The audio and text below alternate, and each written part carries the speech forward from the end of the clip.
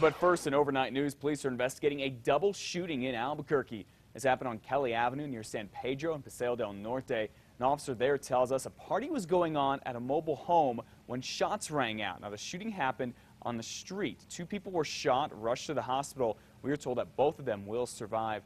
Right now, police do not know exactly what led to the shooting.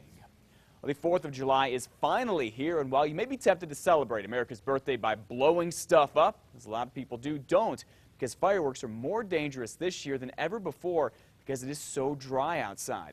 News 13's David Mauro is live in southwest Albuquerque. Now, David, really only takes just a small spark to light a huge fire right now, right? That's exactly right, Matt. And of course, those dangerous areas that firefighters are talking about are anywhere near the bosque, and they say all it would take is the smallest spark and ignition from a source, especially a firework, to get it all started and cause a catastrophe. Now, it may seem like these fires are popping up at every turn this summer, but firefighters tell us they are not seeing the drought conditions as drastic as last year. Still, they are stepping up patrols just as strong as they were at this time in 2011. Now, if you're caught with any illegal fireworks, there won't be any warnings either. The citation will send you to court, where you could end up with as much as a $500 fine and up to 90 days in jail, or both. Firefighters are really just stressing safety this holiday, even when it comes to legal fireworks. We discourage it altogether, and just to be safe.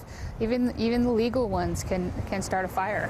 So it's, take advantage of the public fireworks shows, keep your family safe, your property safe, and just have a good 4th. Now, of course, we're in an area that is completely open and paved. We have a bucket of water on hand, and the fireworks we have are all legal. And of course, the city's requirement, this is all per the city's requirement, as that anybody that's going to detonate their own material, you want to make sure that you do this safely. If you take a look over here, something like this, these are a big no-no because they have a sound that is louder than a cat gun, which is in total violation of anything that the city is going to have people light in their homes. Back to you, Matt. David, what was that loud noise that just happened? Oh, that was a whistle from our little Dixie Delight that we bought yesterday, and this was at a legal fireworks stand here. Okay, yeah, we want to emphasize everything you have right now is legal. You're on concrete, and you do have a bucket of water nearby, right?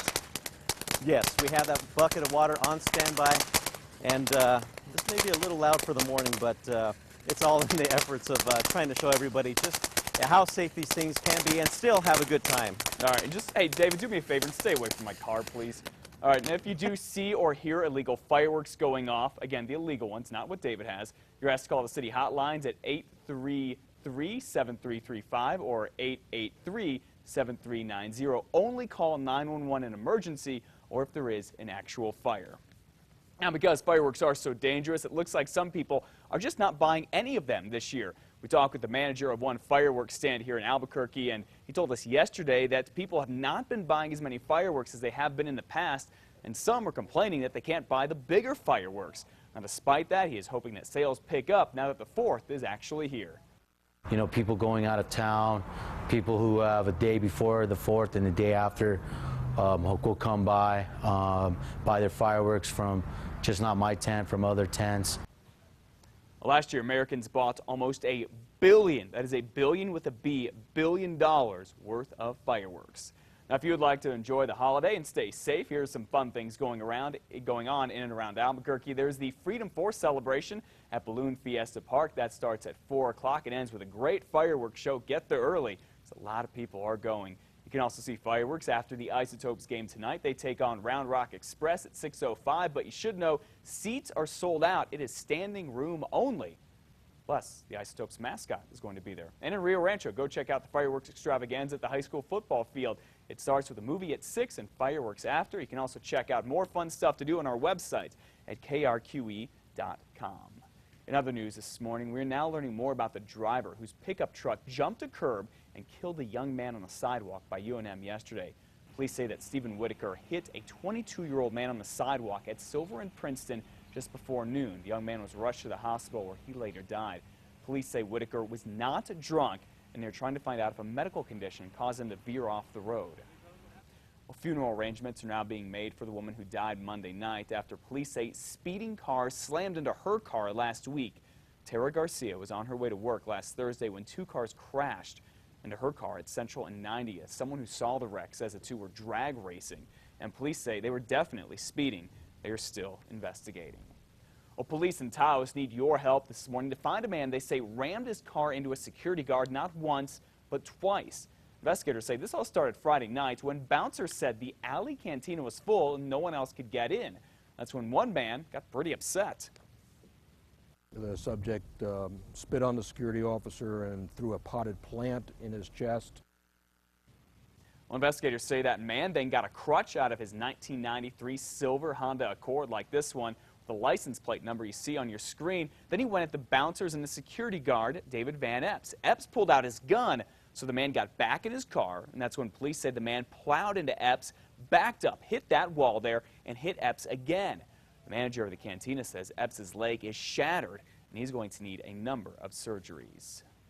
Well, investigators think the driver is actually in Albuquerque and was just visiting Taos. Detectives say they don't know if he was drunk, but some people say they saw him smoking pot before the crash. Well, this morning we have the dash cam video of an all-out brawl on the highway outside of Farmington between a man suspected of stealing a pickup truck and sheriff's deputies, police, paramedics, and more. Keep your eye on the black pickup truck here. It's right in front of us. San Juan County Sheriff's deputies think Kiyazi man stole it, so they pulled him over, and after that, he ends up running across Highway 64 there near Kirtland. Deputies had to tase him to get him under control. After that, they say he failed a field sobriety test there. That's part of it. And that's when they took off his handcuffs so paramedics could make sure he was okay after getting tased. When he was told he was under arrest and they tried to handcuff him again, he did try to run.